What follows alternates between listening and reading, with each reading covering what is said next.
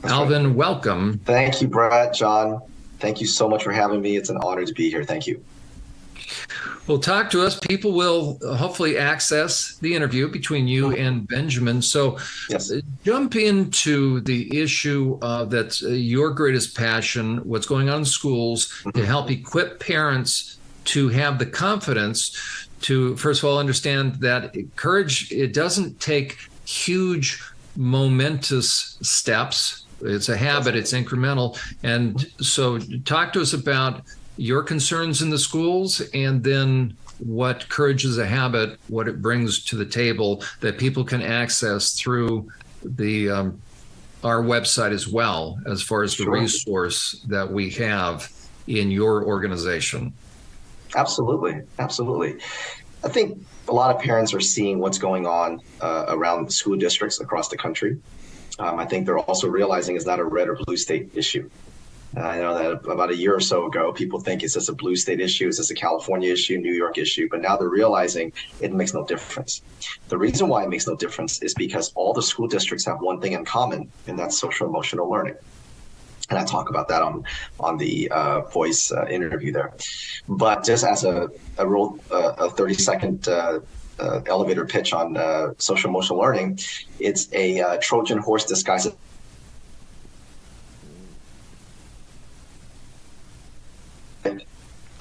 and then they use it as a thought reform program to push children towards critical race theory, the transgender ideology.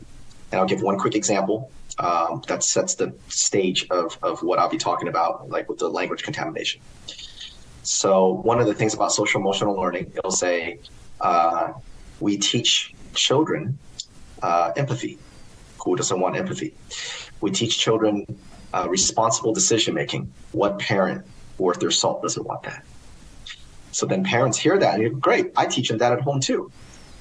What you don't know is that when they talk about empathy, it's not the same as what you mean. And when they talk about responsible decision making, it's not the same as what you mean. Here's how they mean it. Empathy means that when a man walks,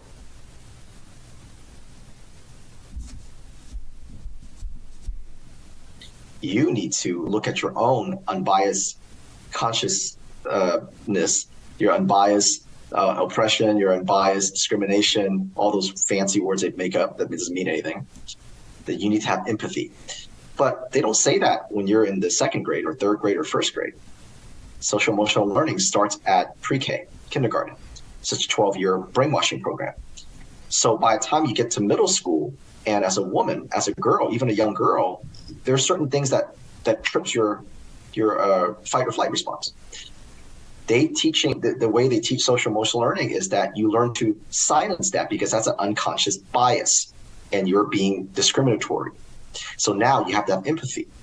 Now, parents, of course, when they hear this, they go, well, that's not what I mean. That's not what I meant by empathy. I know that's not what you mean. That's not what any of us mean. That's why this is such a genius Trojan horse. That's one example. Second example, responsible decision making. Responsible decision making means pretty much the same thing to most normal parents, depending on the age of the child. The way they mean it is if you're a white child, by the time you get to voting age, responsible decision making means voting for reparations. Responsible decision making means giving up certain things because of white guilt, white privilege. Parents go, wait a minute, that's not what I mean by responsible decision making. I know that's not what you mean. They know that that's what you think it is. So what we don't call it changing language. What we call it is language contamination.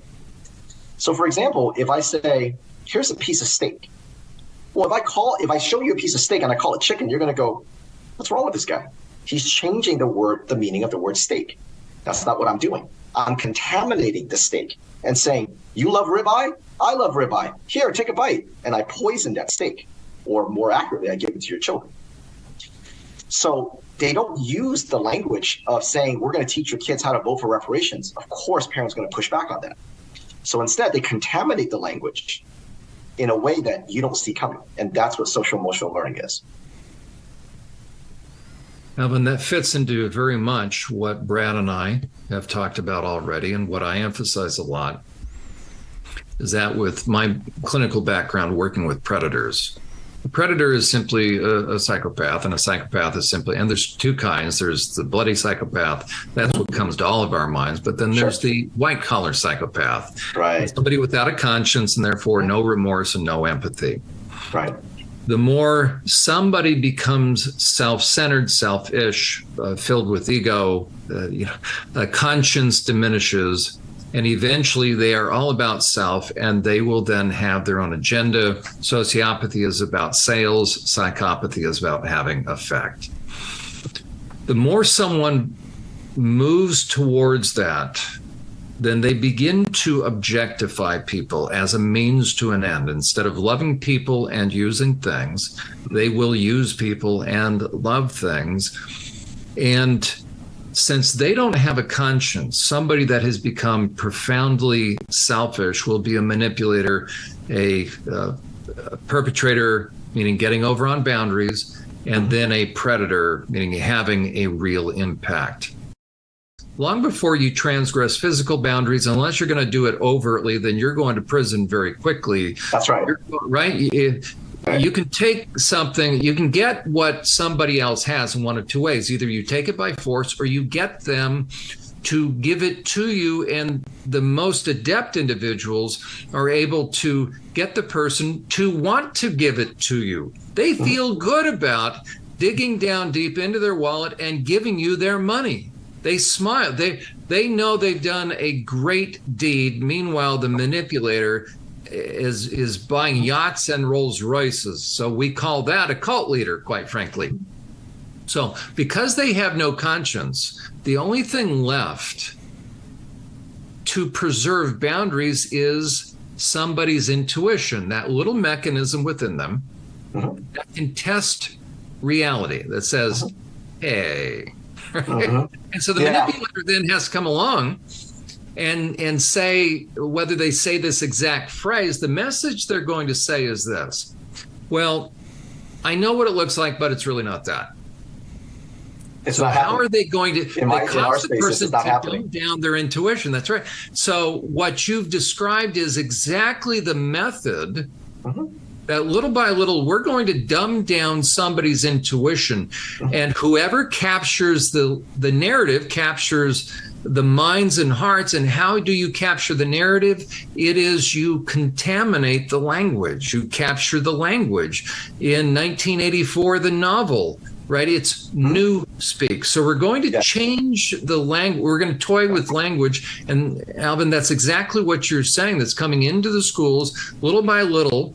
It's an indoctrination program. We used to call it brainwashing. Now we're going to really say, because people don't want to believe they can be brainwashed. And so we'll just say, and they don't want to believe they can be indoctrinated. And that almost sounds religious. So we say, in order to help parents understand what's happening, and they're doing it to the kids. And so by the time the parents catch on, as you say, the child comes home, uses these terms, and the parent says, oh, well, it must be they're learning what it sounds like.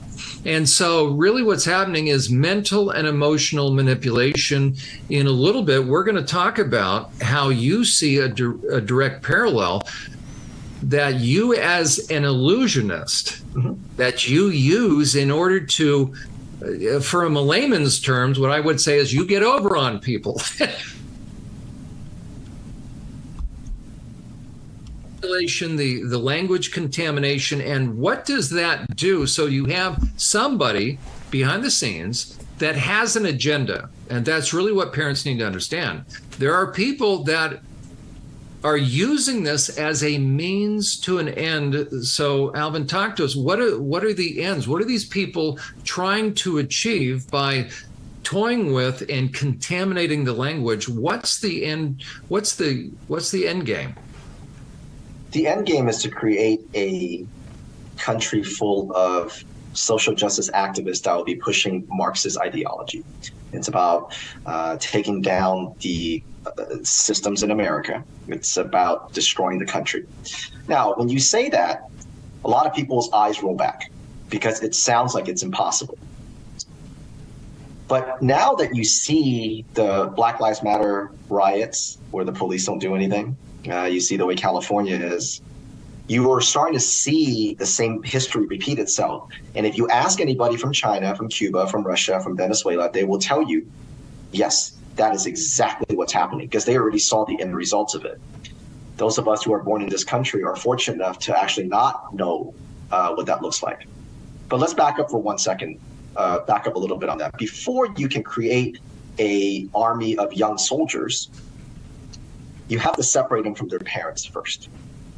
And that, if you want to talk about a more midterm end game, that's what it is. Before you get to the Marxist revolution, before you get to creating a bunch of soldiers to destroy the country from within, you have to separate them from their parents first. And that's where we are in our space in the education. Alvin, if I might, because really to help parents.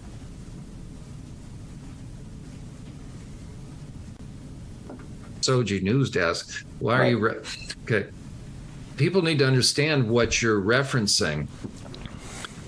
Because most people, in a way, first heard about this trans rights thing, whether they're aware of it or not, when the BLM burning of cities, like Portland, Seattle, marching in the streets stuff happened. And so we have BLM, Black Lives Matter. Shortly within that, I noticed probably within the first couple of weeks. So they're carrying signs that say Black Lives Matter. All of a sudden, there were these signs right along with the BLM, Trans Lives Matter. Yep.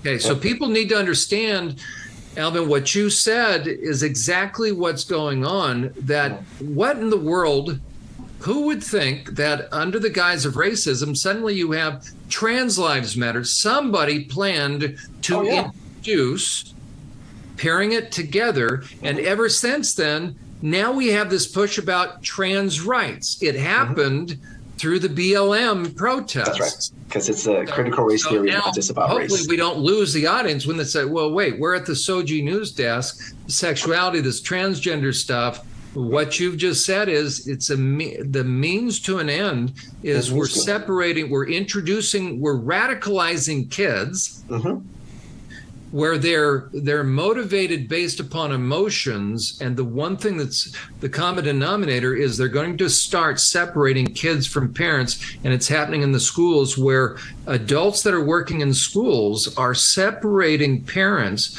Things are going on behind parents' backs. Such as giving them new names, new pronouns.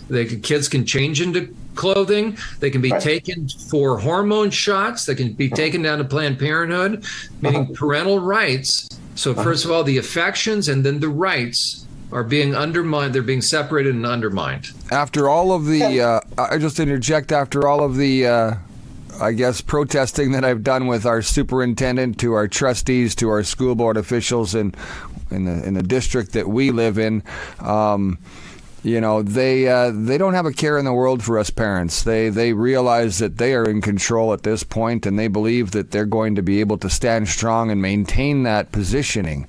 I've had so many conversations with them that it astounds me to think that they feel as though they are more important than the family dynamic. And that's something that, you're right, Jon, needs to be addressed. And, you know, that whole level of parent intimidation needs to go away. We need to be standing up and holding ourselves strong and knowing that, you know, the core values come from, and I don't, you know, like I said before, I'm not, you know, it doesn't matter whether you believe in God or don't believe in God, but ultimately you can learn a great lesson on morals from believing in God. So there's God may guide us, but God isn't going to get this done. It's going to come down to parents like myself who are standing up and making that difference.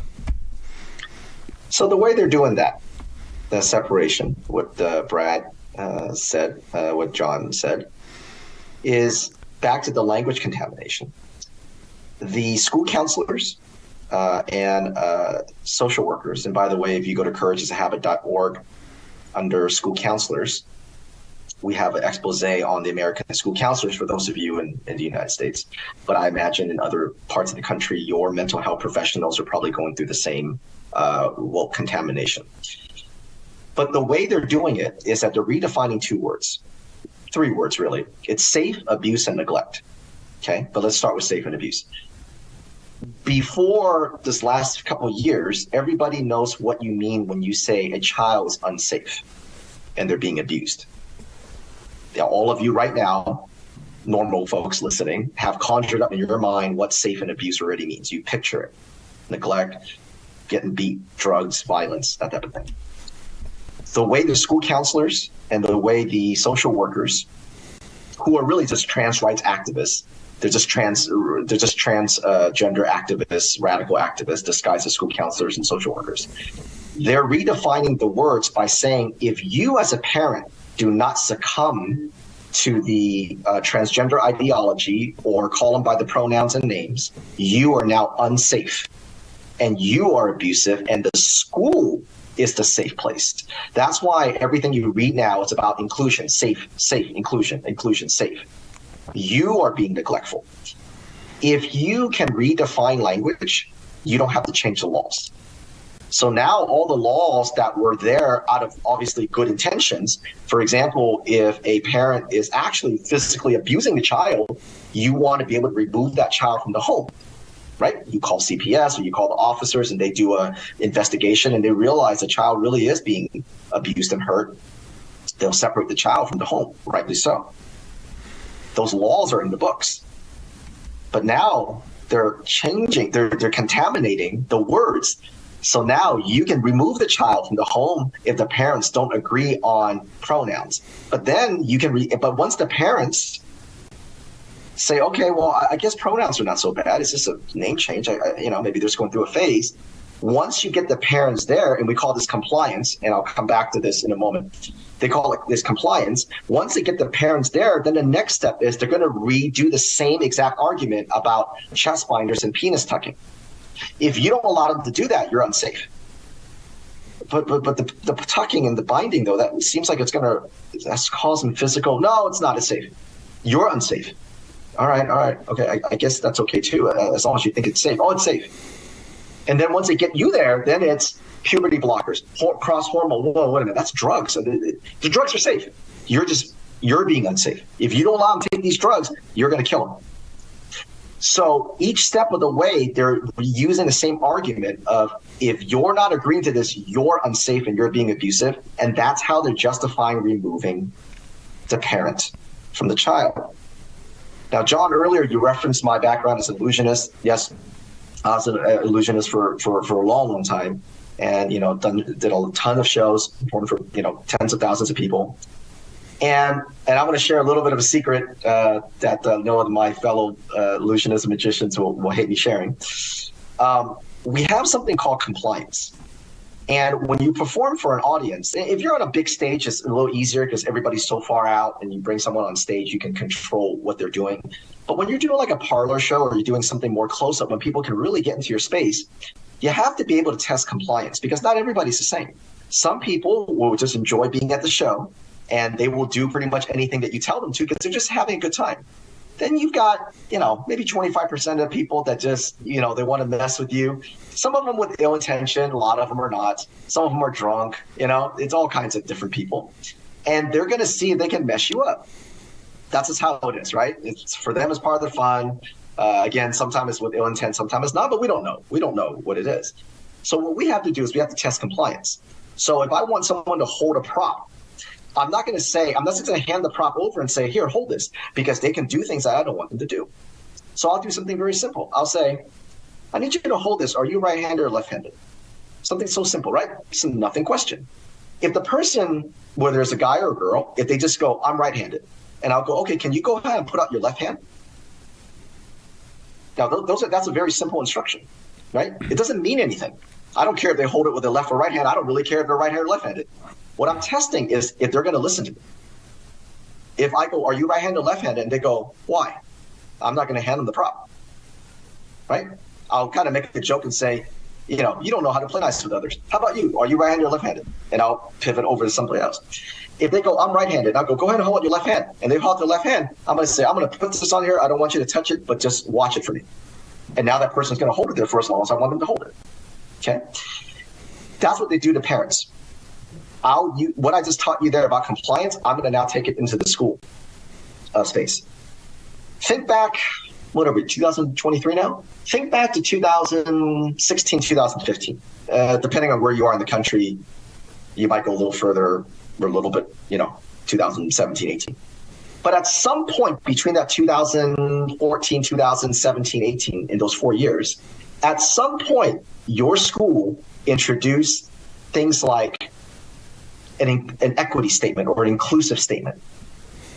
They didn't just throw out the big rainbow flag right away. They said, we're going to make a statement that say, we're inclusive of everyone. We don't discriminate against anybody. And you're like, I thought that we weren't doing that. Well, it's just a statement. What does it hurt? We're just trying to make all students feel safe. And you're like, okay, sure. And then at some point after the statement, maybe 6 months, maybe a year, you start to see a little sticker, just a little rainbow sticker. That's it. And if someone complained about the rainbow sticker, you'll be like, it's just a sticker. What's wrong with you? What's the matter with you? It's just a sticker, just to show kids that, hey, we see you. You're like, okay, that's their version of, are you right-handed or left-handed? If parents complain, they're going to hold back a little bit, right? Maybe don't do the next phase. But if parents don't complain, they're going to take it to the next level. That's how, they're not going to come out and say, I want boys in a girls' locker room. They can't do that. No more than as a magician, I can't come out and be like, here, I'm going to hand you this prop, having no idea who I'm handing it to. So before they get boys in the locker room, they have to start testing compliance. How much does parents complain when it's just a statement, a little sticker? Then a sticker gets a little bigger. Then it's then it's a flag. If you get parents screaming about a flag, they're not going to put boys in a girls' locker room. They can't do it, right? So that's how we got here. If you think about what your school did back in 2015, 2014, 2016, 2017, that's how they started. They started by testing your compliance, by introducing little things. And if you complain, they kind of made you feel bad about it. Just like if I go, hey, are you right-handed, left-handed? And the person goes, why? I'll make a joke. Now, as an entertainer, you don't want to make people feel bad. We're there to entertain. But I'll say something like, you don't play well with others. I'm not going to play with you anymore. And then all of a sudden, lightly, I just made it so that I told the rest of the audience that's a faux pas to not be compliant. I just subtly told the audience, almost like peer pressure, to say, if I come and I ask you a question, if you want to participate in the show, then play along. And that is what they did to all parents. So when people ask me what Courage is a Habit does, you'll very rarely hear me say in writing or in verbal, we protect kids. We fight for your kids. I don't say that. That's not what we do. Courage is a Habit de-brainwashes parents, because it's not the kids that they're brainwashing first, it's the parents that they're brainwashing. And the way they do that to parents is they leverage everybody's kindness. They take advantage of your kindness, all the while telling you how unkind you are. If people were actually less kind and they stood their ground, a lot of this stuff wouldn't stick. Every time a parent goes in to fight for a book, pornographic book, some drag queen show, some, keeping secrets from parents, every time parents come at them, they leverage their kindness.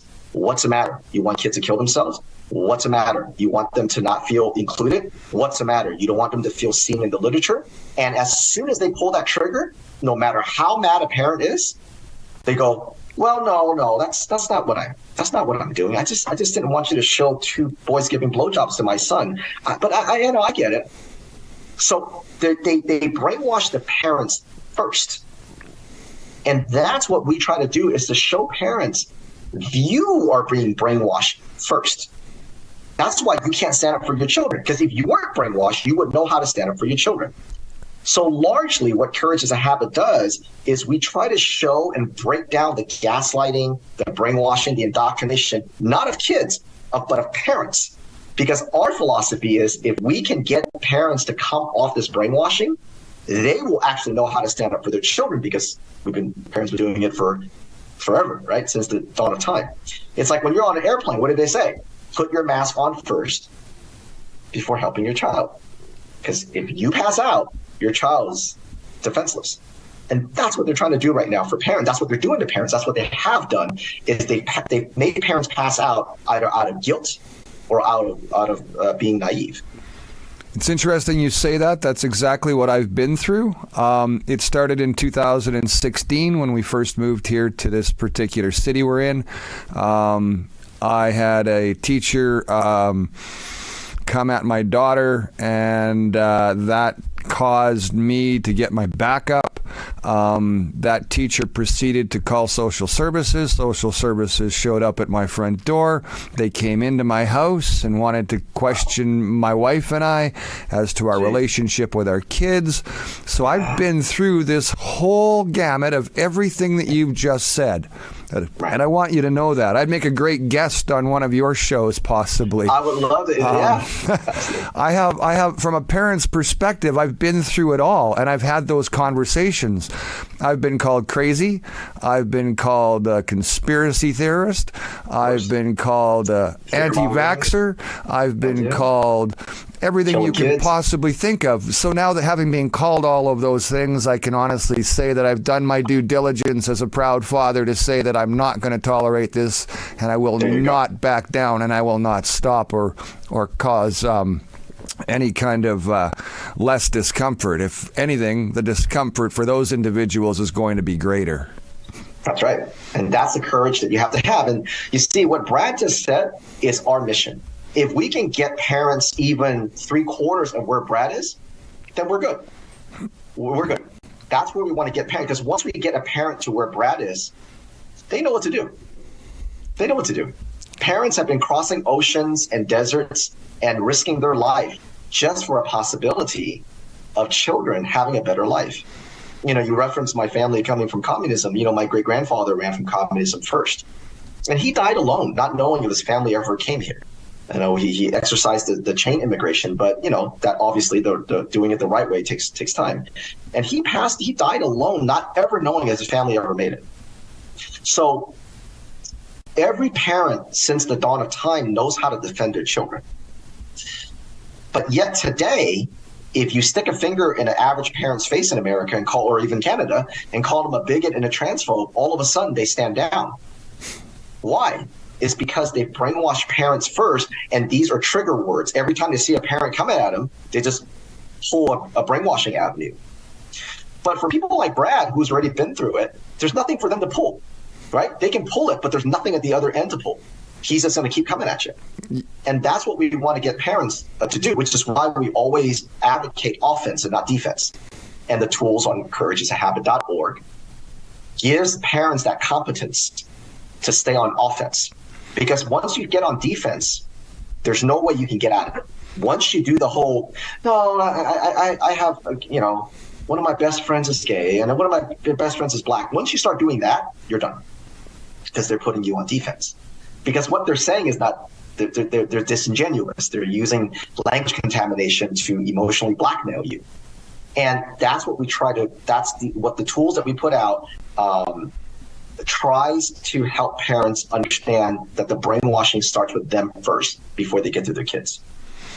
You know, one of the things that I took notice of was that you say you were an illusionist, and I've had the opportunity to hire illusionists and all kinds of magicians and escape artists back in 1992, 91, and I had the opportunity to see a lot of hypnosis shows, and there is a little bit of that commonality to what we're talking about here today from the hypnosis angle. And that being said, I think I was always, I had tried to be hypnotized many times by all of these, hypnotists who came to where I was working and brought them in, and it never worked. It never worked on me. It worked on our crowd, and the crowd had a great time, and 300 people laughing and watching people on stage do funny things is great, but it wasn't my thing, and obviously your mind will only let it go so far. So Right. Your subconscious does take over. At what point does this subconscious kick in for these individuals who have been, approving because they don't know how to fight and combat that language that we're talking about with their own kids? How can we get that to start happening with that subconscious? Because at some point, your subconscious says, wait a minute, I shouldn't be doing this, or doesn't seem right. I don't know why I am. And Jon and I were talking about a great example, and I think I mentioned it to you before we got onto the program today, which, my daughter was at a New Year's Eve party, and all the girls are sitting in a circle playing spin the bottle, and I'm sitting there going, what did you do? And, I get the answer from her, what she did, and she sat off on the side. Well, one of the girls came to her and said, you know what, I'm going to change my pronouns today back to she and her, because I'm questioning this all now. This seems kind of weird. And as soon as that's the subconscious taking control, and I bring up my experience only because I think that the hypnotist aspect of what I've seen from them to manipulate, and I use manipulate somebody's consciousness, is done in a way that if it goes too far, the subconscious takes over. So how do we get these parents and these kids subconscious to kick in? Well, there's two answers there. This is why they start social emotional learning as young as possible. This is why they fill the elementary school with all the transgender ideology as young as possible. Because what you're doing is you're rewriting subconscious. So in fact, what you just said there, Brad, was true. If you grow up normal or even halfway normal, your subconscious should eventually get pushed to the point where you go, something's wrong. But if you start it young enough, their subconscious actually works the other way. They will actually just see the world through the lens of the brainwashing that they've been done to them since they were a child. So they don't have, their subconscious is the agenda. So the answer to how do you get their subconscious to wake up depends on how old the person is. If we continue to allow social emotional learning in schools, the answer is never. They'll never wake up because there is no waking up. That is, you're rewriting their subconscious. You're almost rewiring their DNA to think, and they can only see it through one lens. So short of something very catastrophic happening to them, something really terrible, some big accident, something that they physically get really, really hurt somewhere, unless something happens to them by the group that they identify with, they will never come out of that, naturally, or no one can show them enough evidence. No one can show them enough logic. There's not enough facts to ever get them out of it if they're introduced to it young enough, which is why they introduce social emotional learning so early. So what about shock? What about shock value now? What about shock? We talk about, that aspect of subconscious, but what about now shocking the system? That only works if they haven't been introduced too young. So, for example, a lot of parents have been asleep. So now the shock value is things like genderqueer or this book is gay. And you show them the smut and the pornography, and they go, I can't believe it's that bad. That's the shock value that now trips their subconscious to go, I heard about this. I didn't think this was going to be this way. I read a ton of comments recently in the last 3 months where people say, and in different platforms from different nationalities, where they go, I remember in the 90s when they told us, when my friends that I thought were super, fear-mongering or conspiracy theorists go, if you approve of gay marriage, what's going to be next? And they'll go, no, and I argued for that. I argue, no, it's not going to. They just want equality. And for a lot of them, that's true. But then these comments are like, if I never thought it was going to get this way, and my friends were right back then. That's their shocking them out of the system, right? But the issue about that is that when they gaslight parents and they kind of go, it's not happening, it's not that bad. It's just a sticker, it's just a pronoun, it's just a binder, it's just a piece of cloth. Right. They're not necessarily trying to brainwash parents forever. They're just trying to hold their subconscious back, using your term. They're just trying to hold their subconscious back long enough to saturate the system, be it the school system or the community or the laws. because once they saturate it, it won't matter when parents wake up. Because right now, a lot of parents are waking up. What are the schools doing? They're saying, I don't care. We've already saturated the laws and the systems, and we've already got all the counselors in place, all the teachers in place, all the school boards in place. So now when parents, like you said, when their subconscious is getting woken up because it's being pushed too far, they go, we've already held you asleep long enough. Right. And that's the problem. This is why, for courage is a habit, we say you cannot legislate your way out of it. You cannot compromise your way out of it. You cannot talk your way out of it. You have to go on offense, and you got to be able to hold their feet to the fire. You got to be able to humiliate them. You got to be able to mock them. You have to be able to expose them. And you got to be able to say, I'm not talking to you. I'm not listening to you. You come at my child like this, I'm going to sue you.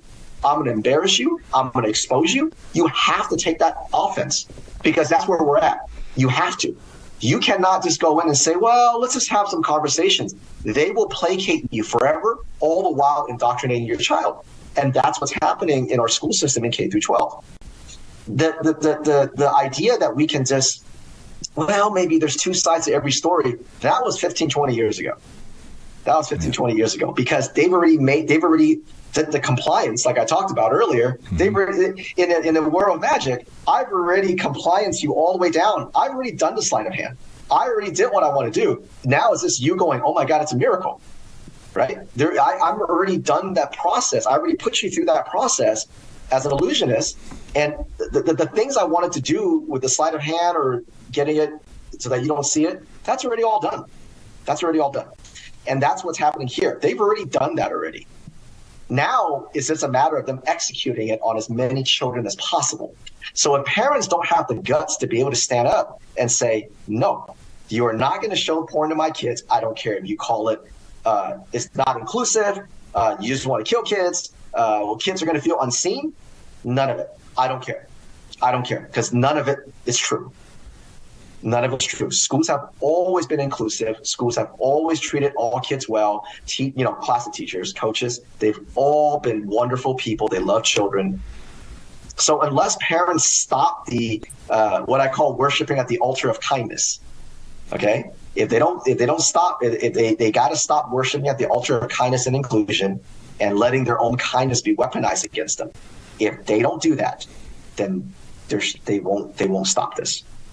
So standing up, that's what courage is all about, and that's exactly what the SOGI International Task Force is definitely all about, is helping parents stand up and do the right thing. And we're so glad to unite with you in a sense that gives us some of the things that you're partaking in down south of the border, and us here in Canada, we've got our own agenda as well, but amalgamating the two agendas up makes the Parents Task Force or Parents Initiative that much stronger for both of us in both parts of North America. Jon, what's up there? Yeah, Alvin, everything you've said really illustrates or is illustrative of, and very practically so. I hearken back to the first of the series that Brad and I did on connecting the dots. Mm-hmm. Really looking at the special interests that are, as I put it, feeding off the carcasses of our kids. Yeah. The idea of the transgender movement, we've used the analogy that it is a moving sidewalk, that regardless of where a child enters in the process, 100% guaranteed, the end of the line is a surgeon's gurney. It's dumping kids out. That's right. Or they're going to take body parts. Now, the question is, how do you get a child from point A to point B? And it's exactly as you're talking about. We have to do, meaning we, if and I call them perpetrators. Yes. Okay. Or so you have the predators, the predator apologists, whatever terms we want to use. Mm-hmm. If somebody has designs to benefit from another person at the expense of, so now, whether you want to call it a manipulator, a cult leader, a perpetrator, an oppressor, it's all the same thing, that instead of loving people and using things, we've inverted it. Now it's objectification. So our kids are a means to an end. And the only thing that somebody who is orchestrating things toward a desired outcome. The only thing they need is for people not to believe it's happening. And it's exactly what you've described. That's right. We call that grooming. So you have described grooming perfectly. Part of my clinical background is working with sexual predators. That's right. It's the same process. So you can have a financial predator. We call those car salesmen. No, I'm kidding. For those in the audience that sell cars, right? But where do we find financial predators? Wherever you turn the TV on, or wherever you have a wallet, whether television, wherever you have a wallet, there's one. Yeah, right. So somebody who's going to relieve you of your cash is always working you. Always. Right? That you, when you step on a car lot, and again, I'm not, ragging on car salesmen, but the idea, but you look at the average person, they're very nervous about going onto a car lot. Why? Because they know that as soon as they know the salespeople are more adept at relieving the potential customer of their cash and upselling them into a greater price tag than they were convinced that they were going, right? It's all about moving the goalposts, moving the boundaries so that you are worked. So you're being groomed, you're being manipulated, you're being used. That's a financial predator. A sexual predator is one that is going to get you to give up and give over that which they could take by force, but only the sloppy and the simple and the stupid and the brutish do that because they're going to prison. They're going to prison, right? Yeah. Everybody else is going into politics and getting right. Well, it's like I said earlier, you can't just stick a boy in a girl's locker room and then or bathroom, then locker room, then sports. You can't start there.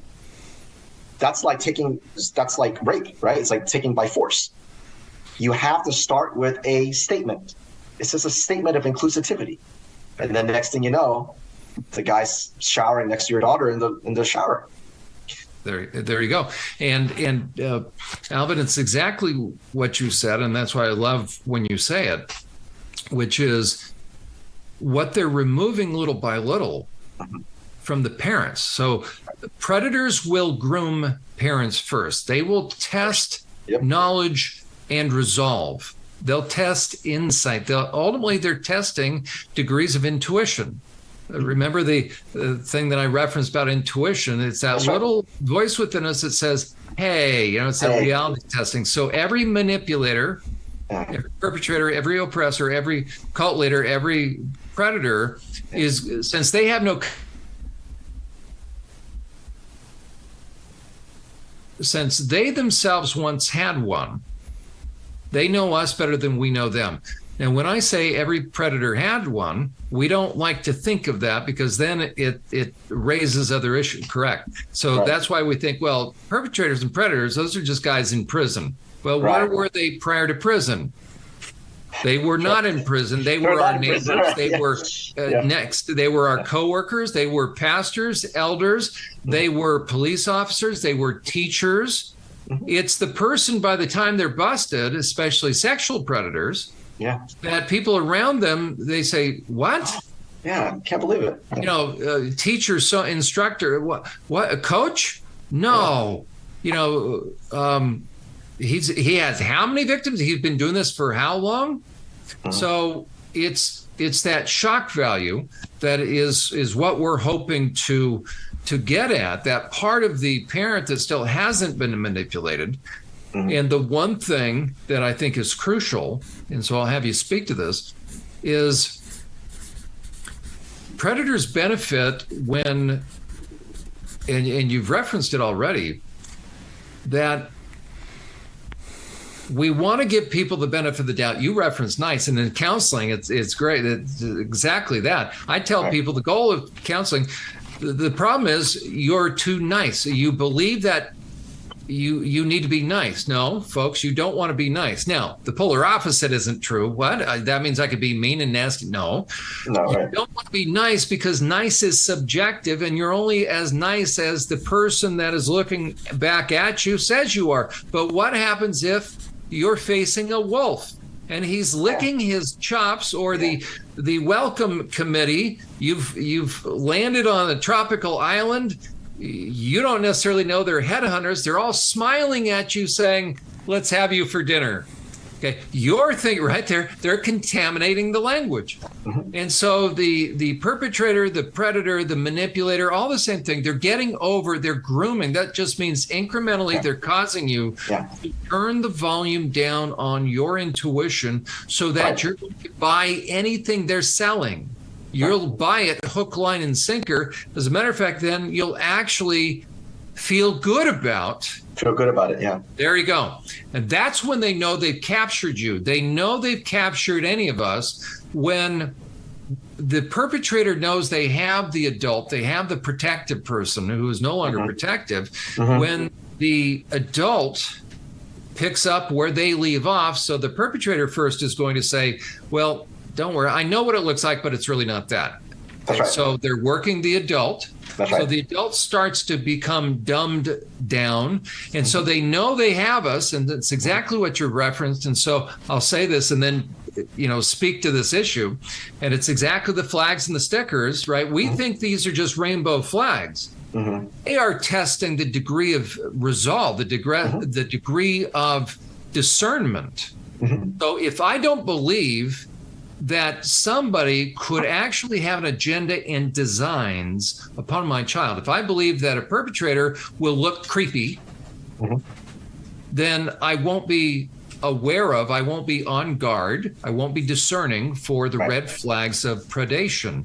So a perpetrator, a predator, a manipulator, a cult leader knows that mission accomplished when the other person, in this case, let's say the parent,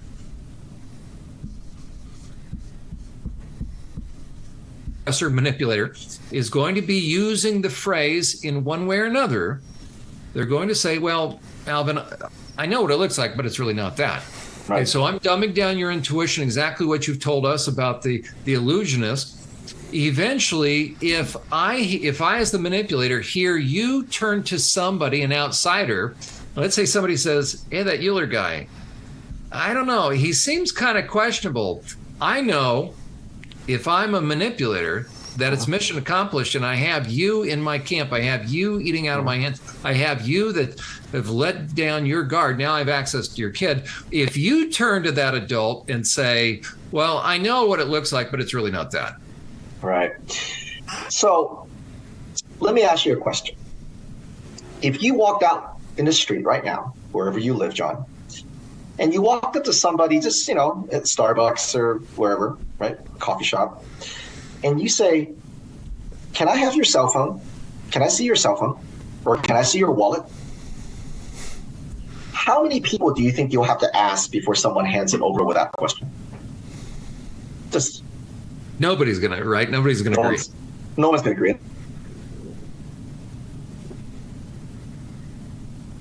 It'll take me one time. And the difference is, I'll simply walk up to them and say, hi, I'm a professional magician and I'm testing out something for my show. And I want to try something with you. Can I see your phone? Do you know how many people will hand it over to me? 90%. 95% of people will do it. Absolutely, now, they will. Why? What was the difference between the way you did it and the way I did it? The difference is framing. You're just a gentleman walking up asking for a phone, and it triggers what you just called your intuition. The person goes, I'm not going to hand you my phone. I'm certainly not handing you my wallet. But when I frame it the way I frame it, they're going to be like, oh, okay, this is great. I want to see this. And not only will they hand me their phone and their wallet, after I do what I'm going to do, if it's cool enough, if they like it, they'll call their friends over and go, hey, you got to come see this. Give them your phone. Well, that's right. You got it. That's so, right. How does that apply? The reason why parents so easily just hands their children over, and when they say, hey, no, that book doesn't look good. Oh, that's not what's happening. And parent goes, okay. Social emotional learning, okay. The reason why parents are so eager to do it and they just kind of go to sleep is the same reason why someone will just hand me their phone or their wallet. Because the school frames it as, we're a school, we're safe. Teachers, right? You grew up with teachers. School counselors, hey, you grew up with guidance counselors, right? Same thing. And it's not the same thing, right? Now, let's take the example that I gave you, except this time in your town, there's been social media, news outlets on TV and newspapers. They're saying there is a professional pickpocketer going around stealing people, conning people. It started happening a couple of weeks ago. We've already had a dozen reports, and watch out for him. We don't know what he looks like, but he's been conning people out of their wallet, phones, whatever, watches. If people are on high alert and I came up and said, hi, I'm a professional magician and I'm testing out a show, can I see your wallet? It's different. Because now they're like, is it this guy? Because I know there's been news of someone who's been conning people in the last couple of weeks. You see how that changes? That changes because now people are on high alert, because now we've made everyone who's a magician or who's an illusionist or who's someone who's doing entertainment, now they're saying, is he the guy? And they're going to think twice.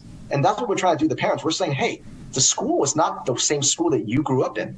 Those counselors are not the guidance counselors you grew up in. And here's why. And we have to break it down for them. So now, hopefully, if we do our job and you do your job and everybody else that's in our space does their job, when a school counselor goes, oh, we're just helping the kids feel included, feel inclusive. Now, hopefully, a parent will go, I learned about this. I learned about this from Courage is a Habit. I learned about this from, the SOGI task force.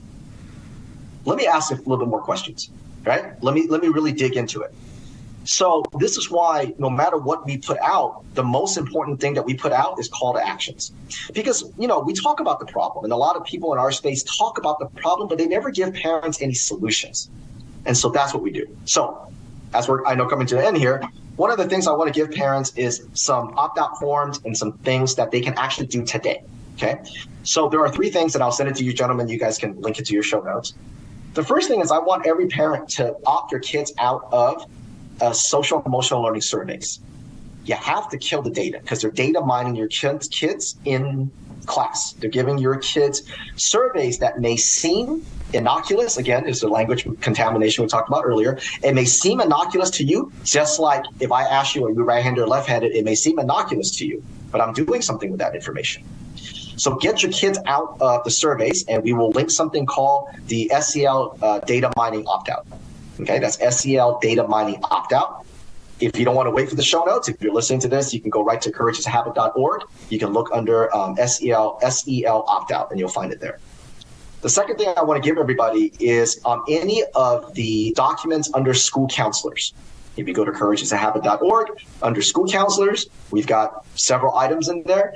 Doesn't matter which one you download. At the end of those documents is an opt-out form where you can use it to put your school on notice to say that your child is not to be formally or informally meeting with any mental health professionals without your consent. These people you didn't vet, you didn't review, you didn't look at them. It's not like picking a doctor or a dentist. You vet them as a parent. You don't know these people. You have no obligation to let your kids have any meetings with them.